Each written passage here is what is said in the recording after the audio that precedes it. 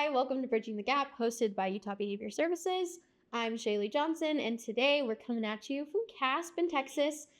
I have Nicole Stevens and Shay Lambert, and they just spoke about Bridging the Gap, and so we're going to hear a little bit about how that went. If you guys want to introduce yourselves, tell our listeners who you are, what you do. I'm Nicole Stevens. I am a licensed marriage and family therapist and a board-certified behavior analyst. That basically means that I have licensure in both behavior world and mental health world. And so I essentially live on the bridge in the Gap, and I am a vice president of clinical services for Utah Behavior Services. I'm Shay Lambert. I have my LCSW as well as my BCABA. So like Nicole, I can work both sides of the bridge. I can do mental health as well as behavior health. And I am a clinical vice president as well.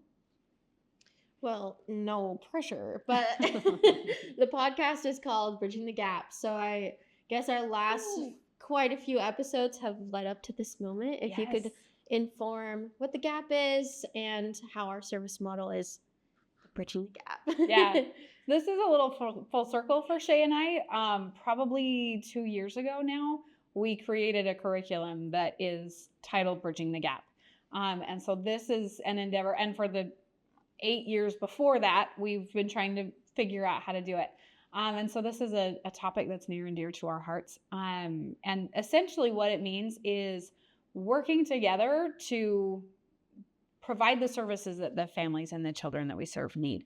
And so whether that is behavior supports or mental health supports or a little bit of both, it's really important to us that our clinicians are as flexible as possible so that they can meet that family where they're at.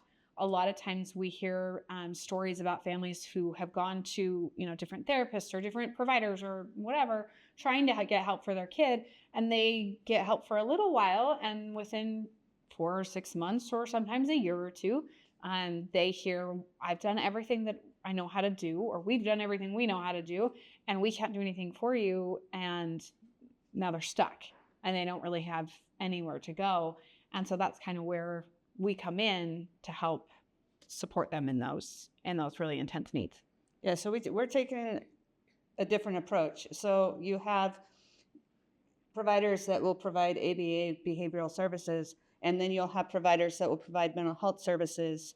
And then there's these clients in the middle that need both services, or they have comorbidities that not one provider can just treat. Comorbidity, for those who don't know, is you have more than one mental health diagnosis. So autism and anxiety, or anxiety and depression, things like that. Yeah, so, you have the providers on, that are really good with behavior, but then they're not very good at, the trauma or the other mental health stuff going on. They're like, depression, suicide, not me. That's the other side. So we practice on the bridge. So we want to mesh together and be able to provide that support for these clients that are underserved, so that they can get integrated care and don't have to piecemeal it together and just hope that these providers are going to talk together and work together and not to give, information that conflicts one another. We want an integrated team that actually works together to provide treatment for the entire family, not just a client and working on that client that needs to change. Mm-hmm. Yeah. So why was it important to you to bring this to CASP? Because every year we come to CASP or other conferences and we go, oh yeah, we've been doing that for years. Maybe we should think about teaching. Maybe we should think about presenting. We've said that for the last few years. And so this year we finally pulled up our bootstraps and said, yeah, we're going to step out a little bit, because historically, we've really not been an organization that's said a whole lot on larger stages. We just kind of, to some extent, we get loud when we need to, but to a large extent, we just kind of keep our head down and do our job and serve our families. That's what we're here for, is to take care of our employees and take care of our clients. And the last couple of years have really kind of opened our eyes in terms of, we have some really good things here that are really worth sharing to the larger population, and not in an egotistical way, right? But we have some things to teach people if they want to learn them about the ways to best support your clients and your family and the employees that serve them, because for us, it is about not only the families that we serve, but also the families of those who serve, right? And so it's why we have built all the supports that we have, the benefit program, the self-care pieces that we have. We're doing our summit in a few weeks to really help take care of our employees so that they can keep doing this work, because some days it's a little bit of mental and emotional gymnastics, and you're just trying to figure out, what do I need to do next? Either, again, this employee or this client, for those in a leadership position, which is quite a bit of our team with our structure. We have our mentors and our leads who help support their peers and their coworkers and all the clients, and that's at an RBT level. And so we have a lot of people who are trying to train and support in all these different ways. And the more resources and knowledge that we can give them for that, the better they're able to do their jobs, which at the end of the day is what we want. And we go to all these conferences. So with Nicole and I being duly licensed, we go to the mental health conferences. And if we bring up ABA, it's deer in headlights. They have no idea what we're talking about. And then we come to, ABA conferences and we talk about mental health, and they're like, what are you talking about? That is totally out of our scope. Like, we only do ABA, and it's not. It's a lot of the things that both licenses are doing is just, they're doing the same things. They're working on some of the same stuff. They're using two different languages. So it's easy to stretch each side a little bit and come together so that we can provide, more quality care, more comprehensive care, so that these kids that are slipping through the cracks actually get quality services. Yeah. Yeah. And that's really what our Bridging the Gap curriculum is all about is, okay, behavior, this is how you're going to do mental health, this is how you're going to do behavior. And this is where your knowledge base is. This is where everybody fits, right? Because otherwise we're stepping on each other's toes and people are getting a little territorial and, back up off this. And so we've really worked hard over the last few years, and it's not perfect by any means. But we're pretty proud of what we've built in terms of our clinician teams being able to have some healthy professional respect for what other professionals are doing, and also have a lot of confidence in the work that they themselves are doing, because we have a dang good clinical team. We do good work. We provide really solid services. And again, we're not perfect, and we try our hardest to make situations right when things go wrong, because we are still humans, right? But they do such a good job. Those who have been able to figure that perspective out have done a phenomenal job to be able to work with our families the way that we need them to. Yeah. So, deer in the headlights, how do you feel having just taught it at CASP? How do you think it was received? Do you have any questions that came up that you want to kind of discuss? I think it went really well. We wanted to approach it that, those that were in the trenches could apply it to their practices no matter what size they were at. So, those littler practices where, they may only have one center, they may only have, 2 BCBAs, like how they can scale that and start introducing some of these little tweaks. Last week we went to Entree and learned, you only change, 1% and your goal's going to be met. And so how you can make those little 1% tweaks with your current team to start bridging that gap. Yeah, I think it went really well. There were a lot of questions about, well, what about, the how do I get my mental health to learn? Because there are people who are trying this now, right? They are where we were 10, 12 years ago, which is really nice for them, because we will tell you all of the things and all of the ways that we've gone wrong. And we talked through a few of those in our presentation. Let us help you. Because, it's hard. It's really hard, especially when you have, you're also trying to make sure that you are from, Shay mentioned Entree leadership. We're also we're trying to do clinical things, but we're also trying to make sure that we have that core value and the mission of who we are, and that we're staying true to that while we're bringing in these clinical aspects as well. And so it can be really tricky. And so that was a lot of the questions. One of them was just a compliment, which was really nice. They came and said, "We don't have any questions. We just want you to know it's really impressive that you guys have been able to scale the way that you have, and that you don't have any investors, and you're still privately owned and operated. And like, really good job. 2 thumbs up. Keep going." We're like, "Okay, thanks."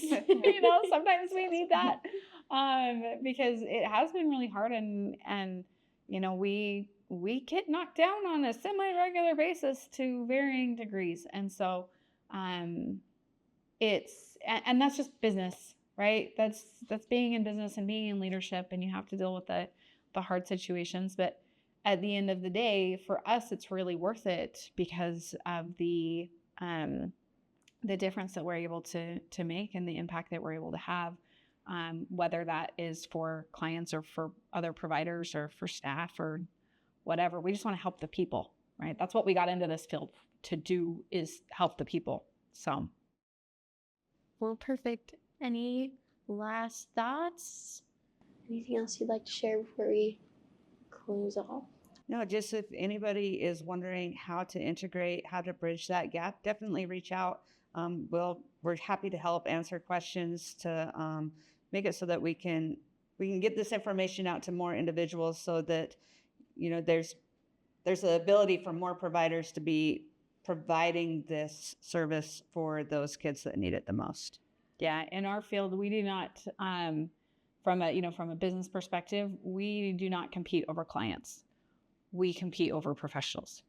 And quite honestly, a fair number of professionals, traditional professionals, will not fit in our model. But that's okay, because there are places where they will fit. We're very particular about those who come and work here and do this work, because it is so important to us that we stay true to that and to who we are as a company. And so I think for clinicians, it's really important to know how you work, how you want to work, your personal perspectives on things, how open you are to changing those. Because if you that's just like we're, would be interviewing somebody to come in and work here, and do you fit with us? As an applicant, you're also interviewing the company. And so there's an aspect of, yeah. Is this a fit for you? Are you able to get flexible? Are you able to stretch? Are you able to do things in a way that you may not have historically done them, but really opens up a lot of beautiful opportunities? So. Well, great. Thank you for your time. Absolutely. A little recap after your talk. I'm Allison Phillips. I'm an LCSW and a BCBA at Utah Behavior Services. I'm the Director of Quality Assurance. And Cammie and I just finished presenting at CASP this afternoon. What did you guys talk about?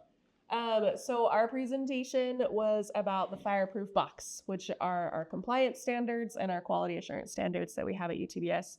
So we kind of went back and forth. I talked a lot about the clinical training and the clinical quality that we try to implement. And then Cammie talked a lot about how we integrate administrative quality with all of that. We tried to put it, for ease of visual purposes, we put it in the client service life cycle. So what does it look like from start to beginning for our clients to enter services, engage in services, and leave services, and what administrative and quality things need to be implemented at each part of the stage of the client service life cycle. So if you were to summarize the most important thing, a takeaway from that, what do you think was the biggest thing to take away from that whole experience for the people that were listening? Stay in your fireproof box, period. Exclamation. We went through a lot of practical examples. We shared some of our stories of this is where we started and that didn't work, so we had to shift over here. And so we talked about how we built our compliance systems. But we also provided some handouts that had our notes rubric, the first page of our notes rubric in it, and then a few key policies and procedures. And we shared that with all the people that were there. And they said that was super helpful. As somebody came up after and said, I'm trying to build my own quality assurance program at my agency, and I wasn't sure where to start. This gives us a good jumping board. So our intention when coming to CASP was, UTBS has been around for a long time, sometimes longer than some of the other agencies coming to CASP. And so we wanted to share our wins. We wanted to share what works for us. and hope that it works for them too. So I think that was one of the valuable pieces of feedback that I got is like, hey, thanks for something I can run with. And hopefully that'll help the field get better at it. Another thing that I really liked about our presentation is we tried to tailor it to any sized organization at any part of the process that they're in building that compliance. So we, tailored it so that if you had one provider, you could still implement some of the pieces. And if you have 1,000 providers, you could implement some of the pieces. So that was something that I felt like it was relevant for everybody. They could walk away with something tangible.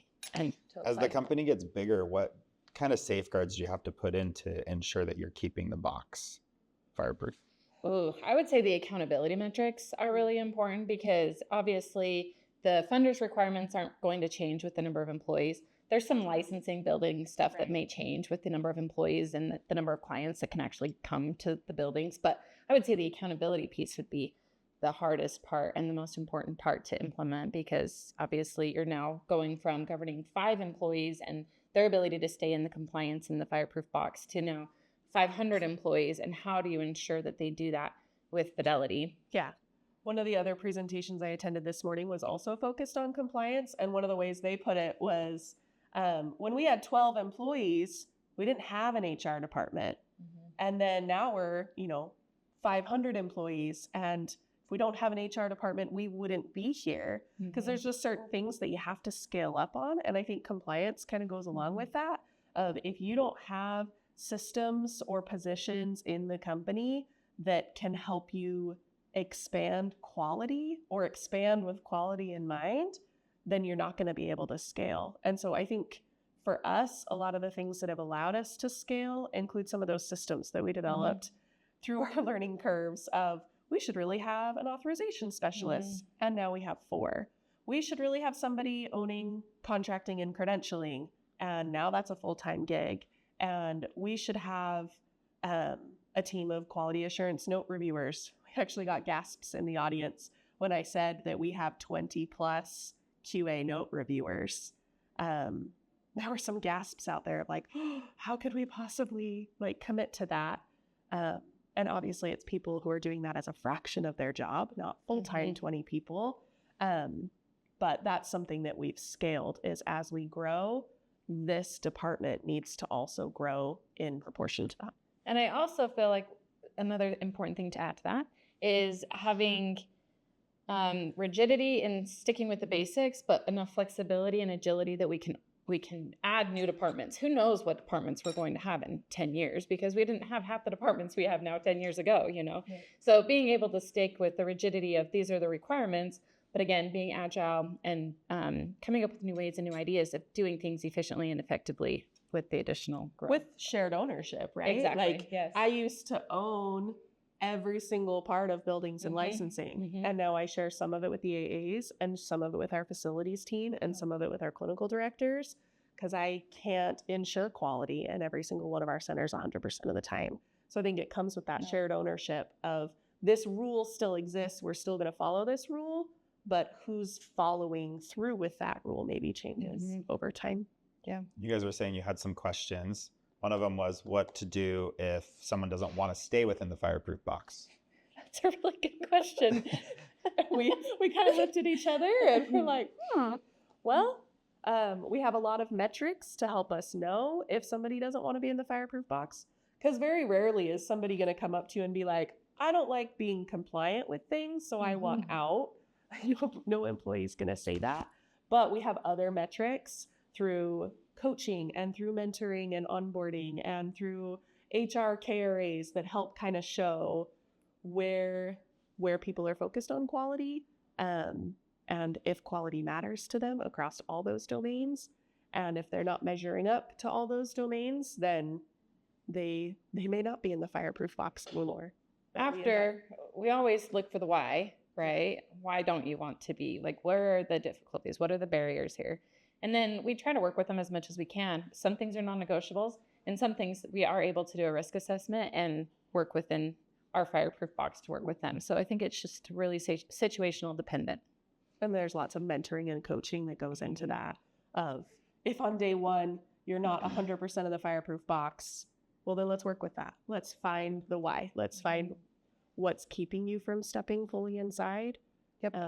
Because we want you there. Yeah. We do. We want everybody in there with us. So Awesome. Did you guys have any other questions that were brought up? yeah, Allison was asked if QA was the no reviewers were was like a promotion. That was the word so that was they used, asked yeah. how we dedicate time to QA, in which I emphasized that most of our note reviewers and most of our QA team members are primarily service providers, whether they're RBTs or clinicians or even myself. I still hold a caseload because that's an important part of quality metrics, as I gotta feel it and taste it and do it every day. And so they asked, like, how do you allocate that time? So we explained a little bit about like additional responsibilities, and that it's flexible time, not optional time. And so some employees do see that as a perk, that, hey, I can do 3 hours on a weekend, or I can do a couple hours if I have a session cancel and I can't pick up a shift. But other employees really take it as, this is an extra job responsibility that I have the obligation to do. And if that means I'm doing it at night because I didn't get to it during the day, then I want to keep my obligation. So everybody kind of approaches it. I know there's some companies that have a dedicated team that is doing all of the reports, say, instead of the actual clinician that's being the service provider. Because it takes so much energy to ensure that everything's quality, why don't we just go for people that are just writing people's reports and people that are just doing services? I mean, I think our templates help us on some level get to that level of quality, while also keeping the social significance of that clinician knows this kid. I think that's a huge thread throughout all of our treatment reports. And it also helps our family advocate know how to appeal certain decisions, is the clinician who knows that kid best is the one who wrote that report. And our template for treatment plans is structured in such a way that if you follow the template and like our structured rubric that we have for it, chances are it's going to come out quality enough for really any of our clinicians, even who don't see like writing as a strength of theirs. Any of our clinicians can write a quality report as long as they're following our rubric and template. And I think that's maybe why we haven't shifted to that, is because we've developed a system that allows for quality instead of just designating quality to a couple of people. We talk about the fireproof box has to have everybody in it. And so I think training our clinicians to rise to that quality level, and our techs to write their notes at a quality level, they got to be in the fireproof box too. So Casey, you presented today too. We were at the same time, so we didn't get to see your presentation, which was a bummer for us. It was. But talk us through, what did you present on today? I talked about how to integrate academics into ABA. And what does that look like exactly? Well, so there's a couple different models of providing services. And including academics into services. And right now, a big push is having private ABA go into schools. There's a couple lawsuits that have been out there of parents really wanting, they're going an ADA route of saying, in order for my kid to be able to access his community, including school, he or she needs access to the RBT and the BCBA team to be able to go in and accompany them at school. And schools are pushing back really hard. The court cases that are out right now are wanting, the school districts are wanting them to go through IDEA, which is a special ed, the special ed route, or they are wanting to disprove that the kid actually needs the ABA to be able to access education. So they're running into some pitfalls there. There are some schools that allow you to come in without any problem, and that's not an issue. But then you have the option of schools hiring a BCBA and offering that as part of their offer of faith. The big issue there is there's some pretty contradicting expectations when you go from public ed to private.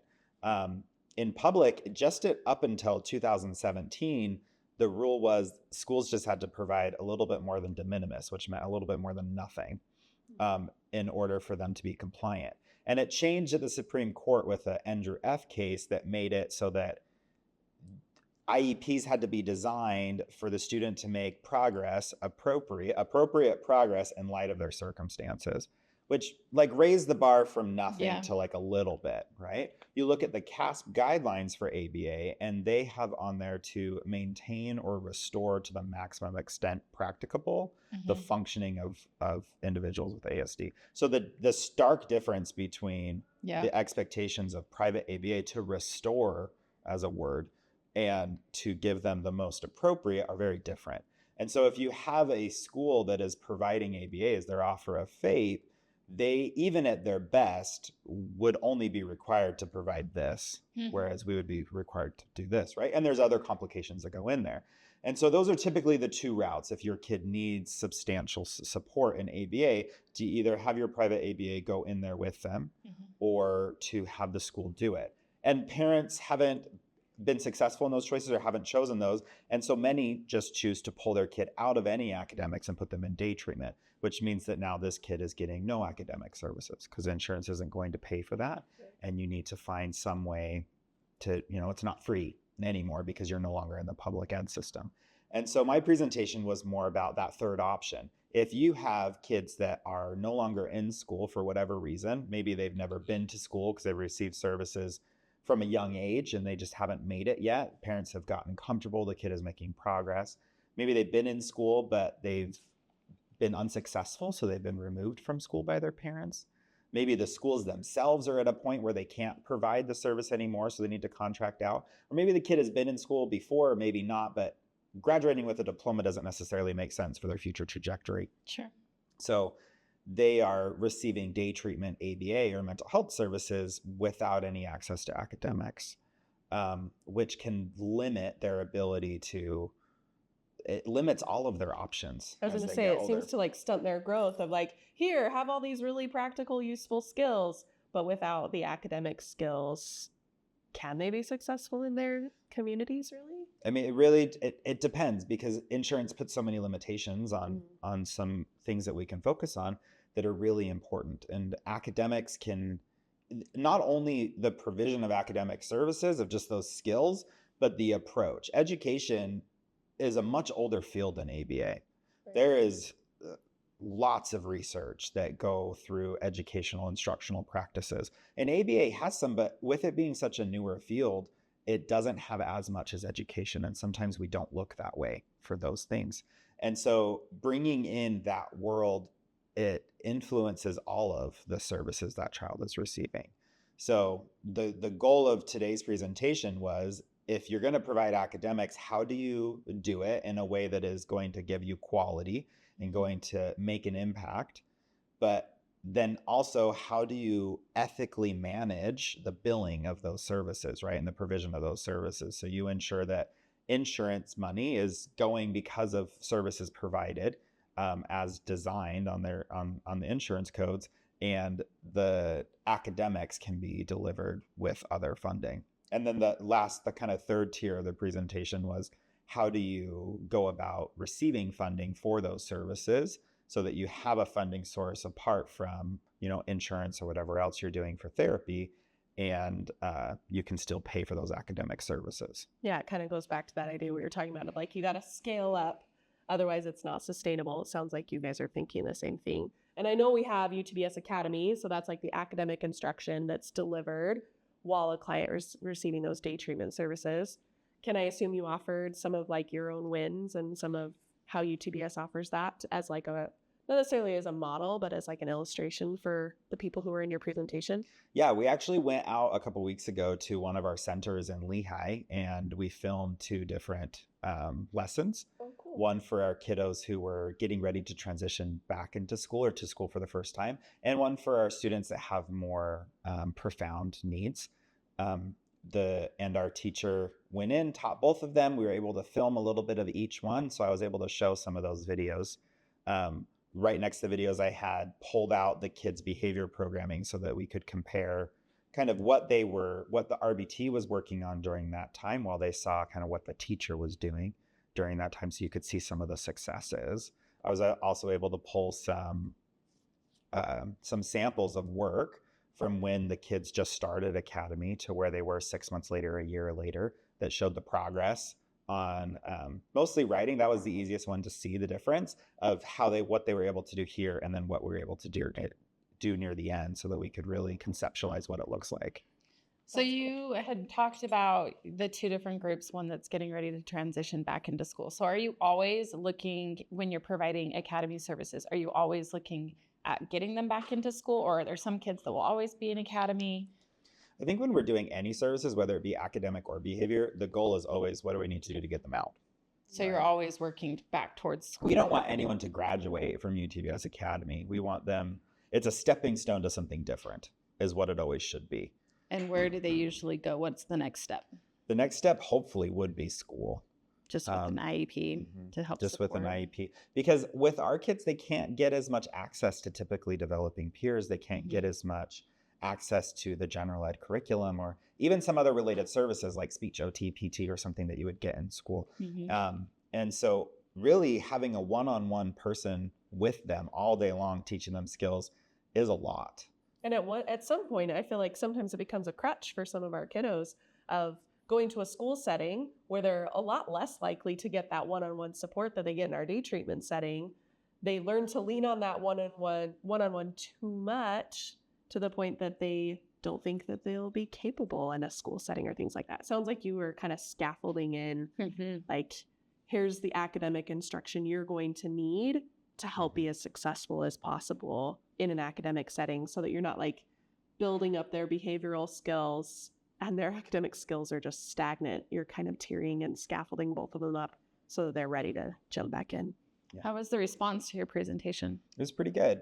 I had a lot of questions after I was kind of done. I didn't leave the room. I kind of talked the whole time.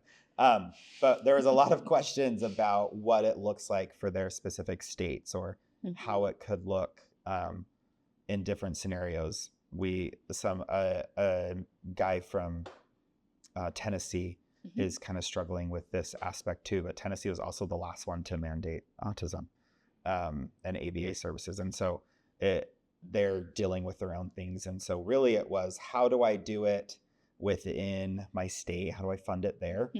Somebody else was asking about curriculum. They use almost entirely direct instruction that's scripted so that they can ensure that it's consistent across all of their ages. And we do some of that, but we work with such a large like age group and ability group that some of those curriculums don't necessarily meet all the needs of our kids. So our teachers really have to be on the ball and making sure they're meeting all of the kids where they are, because they're working from kids that are 3 years old till 21. So you individualize not only their ABA benefits, but also their academics. Yeah. That's really incredible. Well, it sounds like you had a really good response from your presentation. I know we had a really good response to our presentation. Now we can kind of breathe Feels good to be done. Yeah. cheer on our next teammates. Thank you for listening to Bridging the Gap. If you need any other resources or if you want to reach out, you can always go to utahbehaviorservices.com or email us at bridgingthegap@utbs.co. You can also follow us on our socials at Utah Behavior Services. Stay tuned for our other mini episodes and sneak peeks into what we've got going on at CASP. See you next time.